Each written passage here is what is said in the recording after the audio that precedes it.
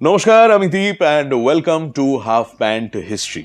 এই যে আমার হাফ প্যান্ট হিস্ট্রির যে লম্বা ভিডিওগুলো, সেগুলো আমি মজা করে নাম দিয়েছি ফুল প্যান্ট এডিশন। তো আজকের এই ফুল প্যান্ট এডিশন ভিডিওর জন্য কিন্তু রিকোয়েস্ট বহুদিন ধরে আসছে। কলকাতার ইতিহাস নিয়ে অনেকেই জানতে চান যে বই ভালো ভালো কি আছে। তারা যদি আরও লেখাপড়া করতে চান তাহলে আমি কোন কোন বই রেকমেন্ড করব। তো সেই নিয়েই হচ্ছে আজকের ভিডিও। কলকাতার ইতিহাস সম্বন্ধে সেরা 10টি বাংলা বই।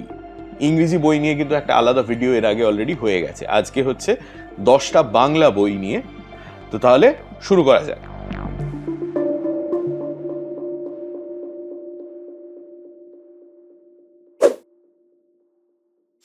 শুরু করব প্রাণকৃষ্ণ দত্তর কলিকাতার ইতিবৃত্ত দিয়ে। আচ্ছা, বলে রাখি আজকে আমার হাতে কিন্তু আমার ট্যাবলেটটা রয়েছে, কারণ প্রচুর তথ্য দিতে হবে আর এত কিছু মুখস্থ করে বলা সম্ভব নয়, গোলমাল হয়ে যাবে। প্রাণকৃষ্ণ দত্তর কলিকাতার ইতিবৃত্ত হচ্ছে সম্ভবত কলকাতার ইতিহাস নিয়ে লেখা প্রথম প্রামাণ্য বই। অ্যাকচুয়ালি যেটা উনি করতেন সেটা হচ্ছে নব্যভারত বলে একটি পত্রিকায় উনি কলকাতার ইতিহাস নিয়ে প্রচুর প্রবন্ধ লিখতেন। সেই সমস্ত প্রবন্ধগুলো একসঙ্গে কালেক্ট করে এই বইটা পাবলিশ করা হয়েছিল। বইটার কিন্তু মাল্টিপল এডিশনস আছে। এবার প্রাণকৃষ্ণ দত্তর মৃত্যুর অনেক পরে 80-র দশকে নিশীথ রঞ্জন রায়ের ভূমিকা সহ এই বইটি প্রকাশিত হয়। তারপরে দেবাশিস বসু এটি পরিমার্জনা করে কলিকাতার ইতিবৃত্ত ও অন্যান্য রচনা নামে এটা প্রকাশ করেন। এবারে এত পুরনো বইয়ের যখন মাল্টিপল এডিশনস বেরোয় তখন যেটা হয় সেটা হচ্ছে পরের দিকে যে এডিশনগুলো বেরোয় সেগুলোতে অনেক সময় কিছু তথ্যের ভুল থাকলে সেগুলো কারেকশনস করা থাকে, বা টিকা মানে ফুটনোটস দেওয়া থাকে, অ্যাডিশনাল ইনফরমেশন দেওয়া থাকে। নতুন রিসার্চ যদি কিছু হয়ে নতুন ইনফরমেশন বেরোয় সেই ইনফরমেশনগুলো দেওয়া থাকে। কাজে এরকম বইয়ের ক্ষেত্রে আমি বলবো যদি লেটেস্ট কোনো এডিশন থাকে যাতে এই ধরনের অ্যাডিশনাল ইনফরমেশন আছে, তাহলে লেটেস্ট এডিশনটা পড়াই ভালো। প্রাণকৃষ্ণ দত্তর ব্যাপারে একটা ইন্টারেস্টিং জিনিস হচ্ছে যে উনি কিন্তু আমাদের কলকাতার বিখ্যাত হাটখোলা দত্ত পরিবারের একজন সদস্য।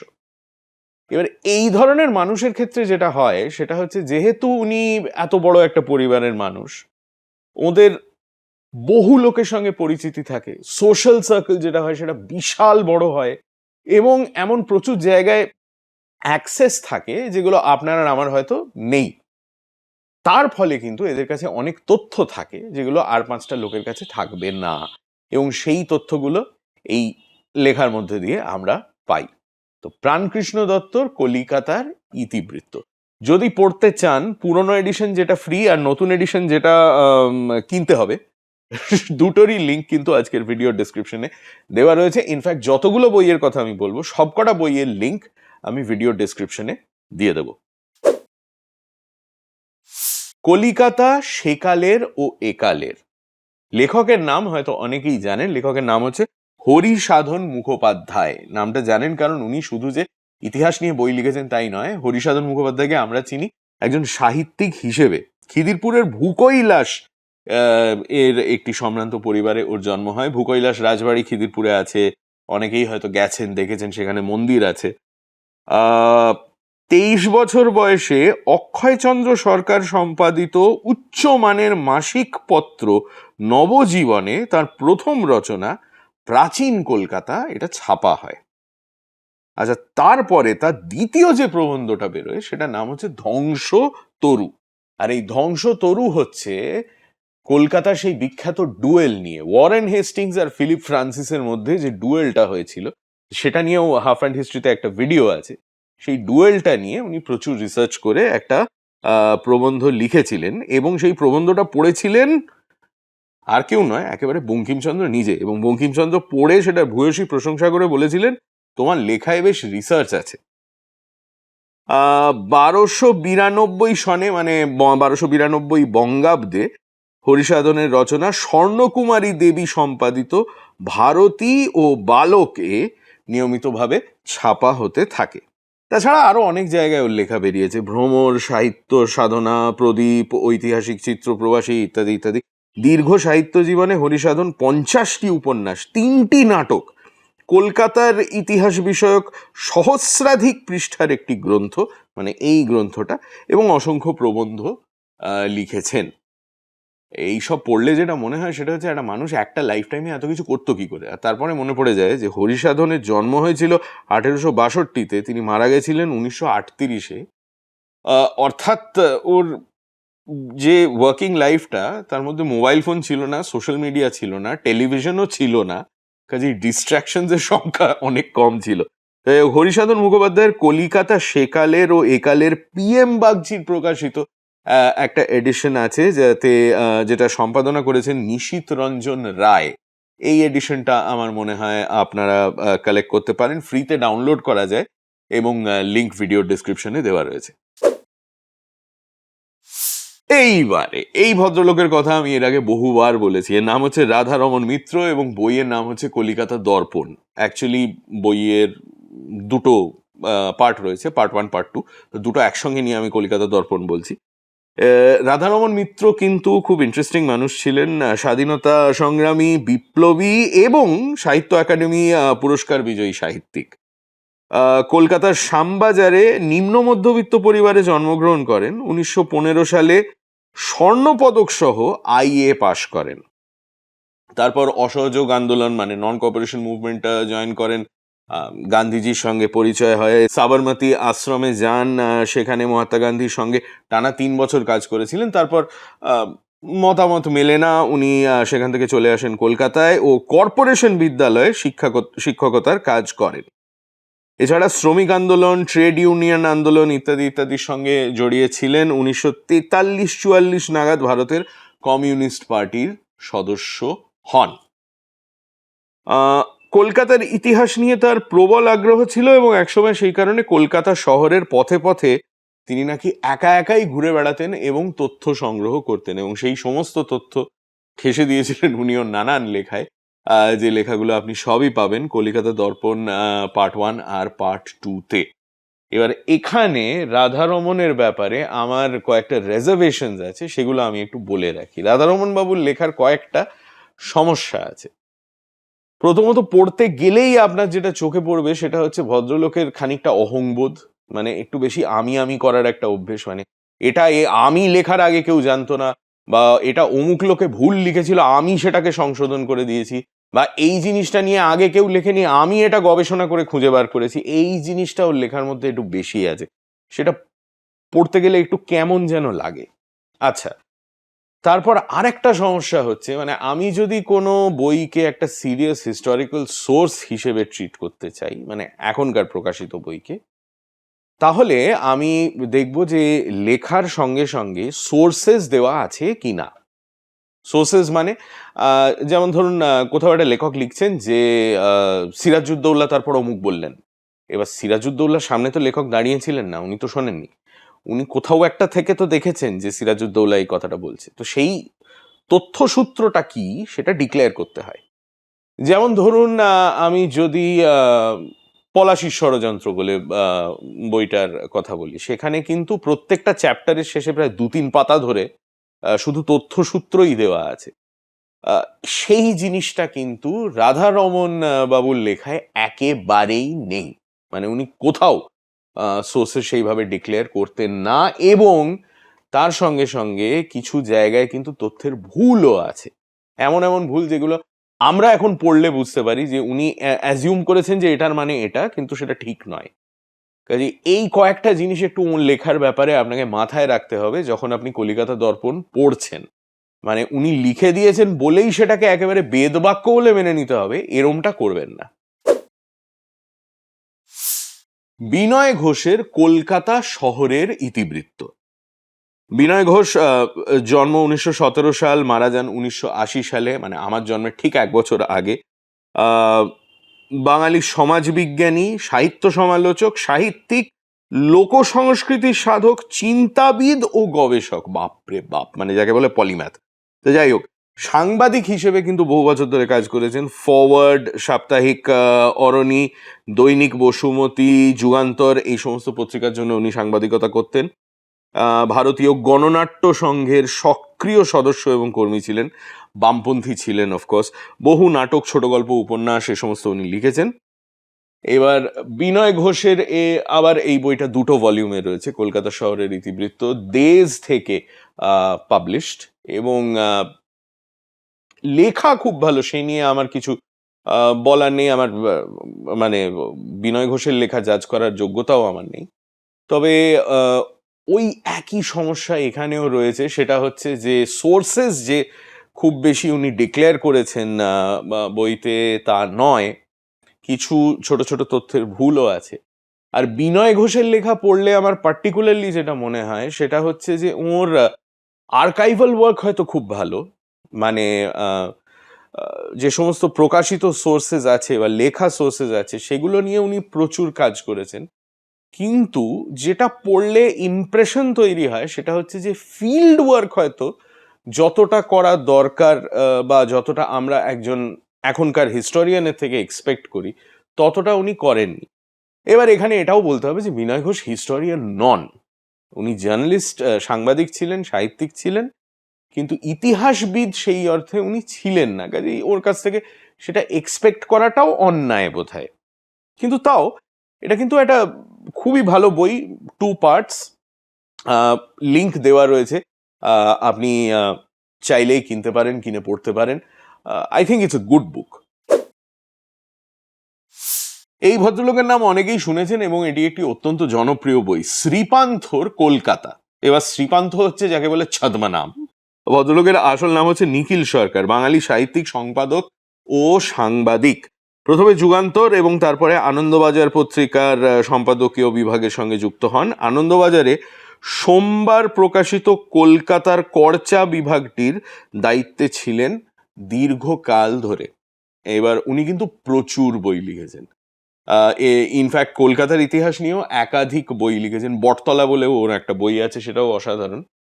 এবার শ্রীপান্থর কলকাতার একটা মজা আছে, সেটা হচ্ছে আমি এখনো অবধি যতগুলো বইয়ের কথা আপনাকে বললাম তার মধ্যে শ্রীপান্থর কলকাতা কিন্তু আমার মনে হয় লেখার গুণ সব থেকে বেশি, মানে একেবারে ঝরঝরে ভাষা, আর ইতিহাসটাকে উনি গল্পের মতো করে লিখেছেন আর কি। তার ফলে যেটা হয় সেটা হচ্ছে পড়তে খুব আনন্দ হয়, মানে সাহিত্য গুণ আছে।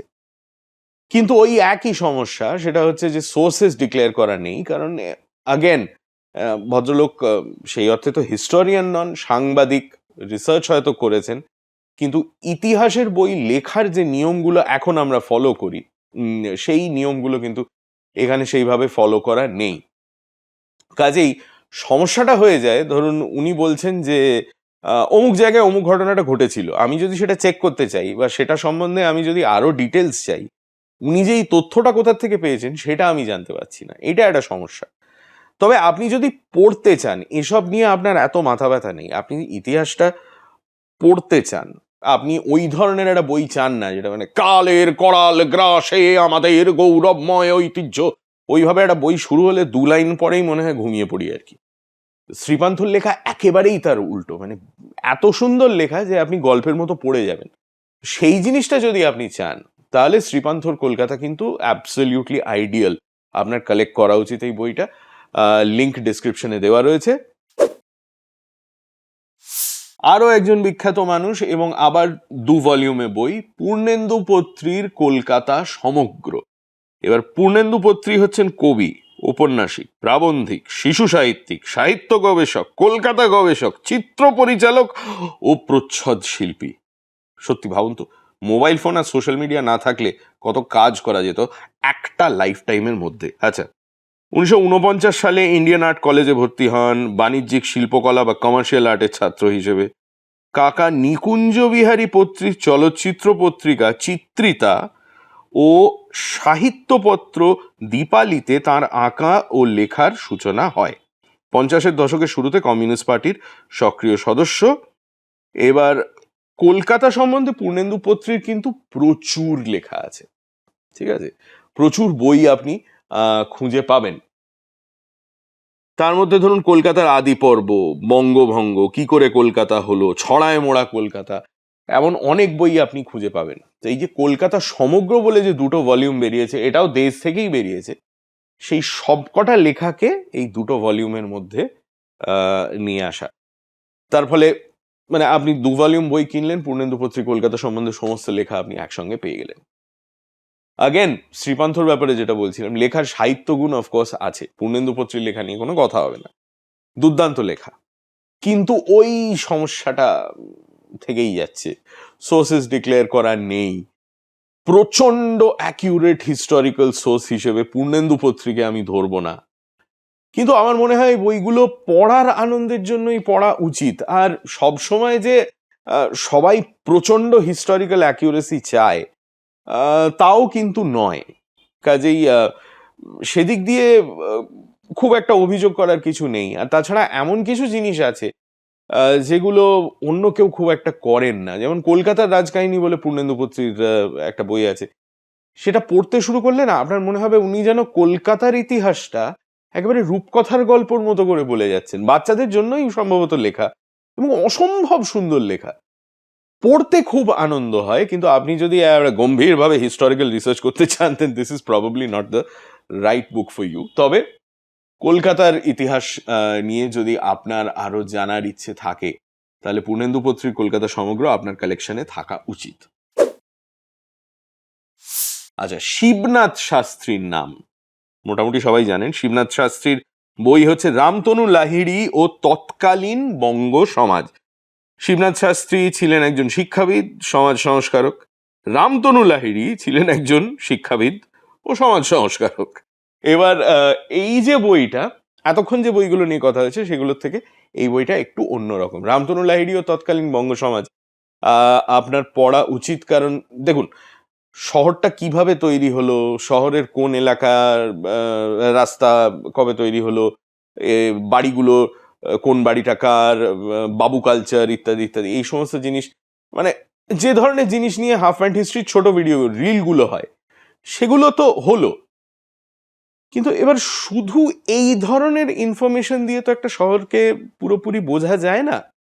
একটা শহরকে বুঝতে গেলে সমাজটা তখন কেমন ছিল, কলকাতা শহরের মানুষগুলো তখন কেমন ছিল, সেই জিনিসটাও তো জানা দরকার। এবং সেই চিত্রটা কিন্তু শিবনাথ শাস্ত্রী আপনার সামনে তুলে ধরছেন এই বইয়ের মাধ্যমে। যেমন ধরুন, আমি আপনাকে একটা ছোট এক্সাম্পল দিচ্ছি। ডেভিড হেয়ার যেদিন মারা গেলেন, ঠিক আছে, সেদিন কলকাতার রাজপথে তার মরদেহ নিয়ে যে প্রসেশন বেরিয়েছিল, সেই প্রসেশনটায় কি কি হয়েছিল, দৃশ্যটা কেমন ছিল, বা প্র্যাকটিক্যালি গোটা শহর শাটডাউন হয়ে গেছিল সেদিন ডেভিড হেয়ারের মারা যাওয়ার ফলে, কত দূর দূরান্ত থেকে মানুষ এসেছিলেন সেই মিছিলে যোগ দিতে, এটা যদি আপনি জানতে চান, এই ডেসক্রিপশনটা আপনি রামতনু লাহিড়ী ও তৎকালীন বঙ্গ সমাজে পাবেন। এবং তখনকার সমাজের চিত্রটা আপনি খুব স্পষ্টভাবে এই বইয়ের মধ্যে পাবেন। তবে হ্যাঁ, এটা বলে রাখা দরকার যে পুরনো বই, কাজেই বাংলা ভাষাটাও একটু সেকেলে একটু কঠিন মনে হতে পারে অনেকের। তবে রামতনু লাহিড়ী ও তৎকালীন বঙ্গ সমাজ, আমি বলবো এখনো অবধি যতগুলো বই নিয়ে ডিসকাশন হয়েছে তার মধ্যে একটু সিরিয়াস হিস্টোরিক্যাল সোর্স বোধহয় অন্য বইগুলো থেকে এটা একটু বেশি। কলিকাতার কথা প্রমথনাথ মল্লিক। এই প্রমথনাথ মল্লিক কিন্তু ছিলেন রায় বাহাদুর প্রমথনাথ মল্লিক, 20th সেঞ্চুরির শুরুর দিককার খুব ইম্পর্টেন্ট মানুষ, প্রচন্ড শিক্ষিত, প্রচুর অভিজ্ঞতা, প্রচুর জায়গায় ঘুরেছেন, এবং ইতিহাস চর্চা নিয়ে ওর প্রচুর আগ্রহ ছিল। বেশ অনেকগুলো বই লিখেছেন কিন্তু, এবং তার মধ্যে খুব গম্ভীর গম্ভীর মহাভারত নিয়ে ইংরেজিতে কয়েকটা বই আছে। আচ্ছা, কলিকাতার কথা যেটা উনি লিখেছেন সেটার কিন্তু দুটো খণ্ড আছে, একটা হচ্ছে আদিকাণ্ড আর একটা হচ্ছে মধ্যকাণ্ড। আদিকাণ্ডটা হচ্ছে কলকাতার একেবারে শুরুর দিককার, কলকাতার নামকরণ কি করে হলো ইত্যাদি ইত্যাদি, এই সমস্ত জিনিসপত্র রয়েছে। মধ্যকাণ্ডটা হচ্ছে ইংরেজদের আগমনের পরে ধীরে ধীরে তাদের বিস্তার, তারা কিভাবে দেশের শাসনভার নিজেদের হাতে তুলে নেয়, এই সমস্ত ডিটেলস সেখানে রয়েছে। এবার এই সমস্ত তথ্য ছাড়াও আর একটা খুব ইম্পর্টেন্ট জিনিস যেটা এই বইতে রয়েছে, যেটা হয়তো অন্য অনেক বইতে নেই, সেটা হচ্ছে খুব রেয়ার কিছু ছবি আছে পুরনো কলকাতার, যেগুলো আপনি কিন্তু এই দুটো বইতে পাবেন। তো এটা হচ্ছে প্রমথনাথ মল্লিকের লেখা কলিকাতার কথা। আচ্ছা, আমার তালিকার শেষ যে দুটো বই রয়েছে, এই দুটো বই কিন্তু গোটা শহরের ইতিহাস নিয়ে নয়, শহরের দুটো স্পেসিফিক জায়গা নিয়ে। তার মধ্যে হচ্ছে এইটা, সূর্যকুমার চট্টোপাধ্যায়ের লেখা কালীক্ষেত্র দীপিকা। হঠাৎ এই বইটার উল্লেখ আমি কেন করছি? কারণ হচ্ছে দেখুন, কলকাতার ইতিহাস জানতে গেলে তার সঙ্গে ওতপ্রোতভাবে কালীঘাটের ইতিহাসও কিন্তু জড়িয়ে রয়েছে, কাজেই কালীঘাটের ইতিহাসটাও জানতে হবে। এবার সূর্যকুমার চট্টোপাধ্যায়ের লেখা কালীক্ষেত্র দীপিকা কিন্তু একটি নতুন এডিশন বেরিয়েছিল 1986, হরিপদ ভৌমিকের সম্পাদনায় নতুন টিকা ও ভাষ্য সহ পুনর্মুদ্রিত হয়। তো এই নতুন এডিশনটাই আমার মনে হয়, মানে 1986 সাল, মানে আমার তখন 5 বছর বয়স, সেটাকে আর নতুন টেকনিক্যালি বলা যায় কিনা জানি না, তবে এই এডিশনটা আমার মনে হয় সকলের দেখা উচিত, অ্যাডিশনাল ইনফরমেশন যেহেতু রয়েছে। মন্দিরের ইতিহাস তো রয়েছেই এতে, তাছাড়া ধরুন কালীঘাটের সঙ্গে অ্যাসোসিয়েটেড নানান মিথস, কালীঘাটের সঙ্গে অ্যাসোসিয়েটেড নানান মানুষ, আচার, পুজো ইত্যাদি ইত্যাদি, এই সমস্ত ইতিহাস সমস্ত কিছুই আপনি এই বইটিতে পাবেন, কালীক্ষেত্র দীপিকা।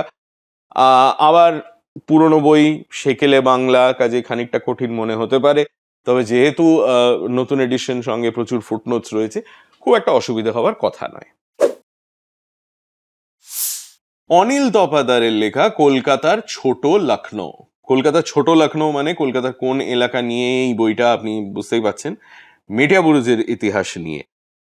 অনিল তপাদার ছিলেন প্রখ্যাত গবেষক, এবং কলকাতার ছোট লখনৌ বইটি প্রকাশিত হয় 2002 সালে। প্রকাশকের নাম হচ্ছে সুবর্ণরেখা। এবার আমি যতদূর জানি এই বইটা কিন্তু জোগাড় করা বেশ কঠিন, কারণ আমি শেষ যখন খোঁজ করেছিলাম বইটি আউট অফ প্রিন্ট, কোথাও চট করে পাওয়া যায় না। সাংবাদিক গৌতম বসু মল্লিককে আমি ফোন করে বলেছিলাম যে আমার এই বইটা চাই। আমার মনে আছে গৌতম দা আমায় বলেছিলেন ঠিক আছে, কিন্তু আমায় 2 দিন সময় দাও। মানে কেন? উনি বললেন না, বিছানার তলায় বইটা আছে, ঠিক কোথায় আছে সেটা খুঁজে বার করতে আমার 2 দিন সময় লাগবে। তো 2 দিন সময় নিয়ে গৌতম দা আমায় বার করে দিয়েছিলেন, আমি বইটা জেরক্স করে নিজের জন্য একটা কপি রেখে দিয়েছিলাম। আপনি কিভাবে এই বইয়ের কপি জোগাড় করবেন আমি জানি না। সুবর্ণরেখা প্রকাশকের নাম, প্রকাশকের সঙ্গে যোগাযোগ করে একটু রিকোয়েস্ট করতে পারেন, তারা যদি একটা নতুন এডিশন ছেপে বার করে। কারণ মেটিয়াবুরুজের ইতিহাস নিয়ে কিন্তু প্রচুর উল্টোপাল্টা লেখাও আছে, আর আজকাল তো যে পারছে এআই দিয়ে ভিডিও বানিয়ে দিচ্ছে, যা তা জিনিসপত্র করছে। তো সেখানে এই বইটা আমার মনে হয় খুব ইউজফুল, প্রচন্ড ডিটেলে মেটিয়াবুরুজ ওয়াজেদ আলী শাহের আন্ডারে কেমন ছিল, কি কি সেখানে উনি তৈরি করেছিলেন যাতে জায়গাটাকে একটা ছোট লখনৌ বলা যায়, ওর যেটা নিজস্ব চিড়িয়াখানা ছিল সেটা, এই সমস্ত ব্যাপারে আপনি প্রচুর ডিটেলস এই বইটায় পাবেন। তো এটা হচ্ছে আমার তালিকার শেষ বই, অনিল তপাদারের কলকাতার ছোট লখনৌ। এই ছিল আমার মতে সেরা 10টা বই কলকাতার ইতিহাস নিয়ে। এবার আমি বলছি সেরা, তবে টেকনিক্যালি মানে এই 10টা বইয়ের ওপরে আর কিছু নেই, বা এই 10টা বইয়েই সব হয়ে যাবে, এমন কোনো দাবি আমি কিন্তু করছি না। এগুলোকে বরং আপনি বলতে পারেন it's a good starting point. মানে আপনার যদি কলকাতার ইতিহাস নিয়ে বইয়ের কালেকশন শুরু করতে হয়, বা কলকাতার ইতিহাস নিয়ে আপনি প্রচুর লেখাপড়া করতে চান, এই 10টা বই দিয়ে আপনি শুরু করতে পারেন, কিন্তু শেষ অফকোর্স নয়। আর সেটা পড়তে পড়তেও আপনার হবে, মানে আপনি যখন একটা বই পড়ছেন, ধরুন আপনি শ্রীপান্থর কলকাতা পড়লেন, পড়ে আপনার মনে হলো বাহ, এ তো দারুণ লেখা, আচ্ছা এই লেখকের আর কি বই আছে। অথবা আপনি ধরুন পূর্ণেন্দু পত্রীর একটা লেখা পড়ছেন, সেখানে কোনো একটা পার্টিকুলার ঘটনার ব্যাপারে উনি লিখেছেন, তা আপনার মনে হলো আচ্ছা এইখানে তো বেশ গল্প ছলে কম্প্যাক্ট করে ছোট করে লেখা আছে, কিন্তু এই ঘটনাটার ব্যাপারে আমি যদি আরো ডিটেলস চাই তাহলে সেটা কোত্থেকে পাবো? তখন আপনি ঘাঁটতে শুরু করবেন, তখন আরো বই বেরোবে। তো এইভাবেই হচ্ছে ইংরেজিতে যাকে আমরা বলি ফলিং ডাউন এ র্যাবিট হোল, সেটা হয়। মানে আমার মতো মানুষের তো হয়, মানে ওই একটা লেখকের একটা বই, বা তারপর মনে হলো আচ্ছা তার আরো বই কালেক্ট করি, বা একটা স্পেসিফিক টপিকের ওপর রিসার্চ করতে গিয়ে আচ্ছা এ নিয়ে কি বই আছে, আচ্ছা এটাও আছে ওটাও আছে সেটাও আছে, 4-5টা বই চলে এলো। এরম করতে করতে যেটা হয় সেটা হচ্ছে প্রচুর খরচ হয়ে যায় এক বই কিনতে, আর তারপর বই রাখার জন্য বুকশেলফ বানাতে। মানে আমায় এখন ভাবতে হচ্ছে যে আমার বাড়ির মধ্যে থেকে আমি কি কি জিনিস বাইরে বার করে দিতে পারি যাতে আমার নতুন বুকশেলফ বানানোর আরো জায়গা হয়। তো যাই হোক, এই ছিল আমার বইয়ের লিস্ট।